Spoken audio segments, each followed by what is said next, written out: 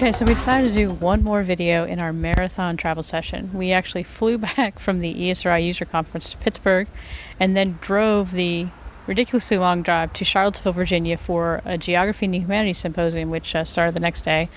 And this is actually kind of an interesting gathering, so it's got some geographers, historians, and others in the humanities to kind of come together and try to figure out ways in which geography and humanities interact, how they could interact, what kind of projects really bridge that in an interdisciplinary way. So it's kind of interesting. Our session was on geographic information, so there were a couple of GIS and geovisualization types of presentations, ours being the lead-off one, an interesting discussant, although it's interesting that from the side of many of the other humanities scholars, they're still grappling with how they understand GIS, how it can be used, and stuff that we've actually been debating about for years, say in the geospatial community.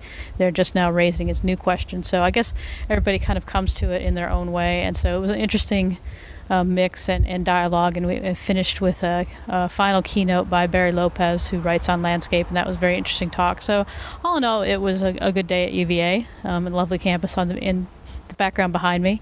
But I think it'll be interesting to see how this plays out as geography and geospatial technologies are increasingly becoming a part of interdisciplinary work across humanities and even other types of sciences.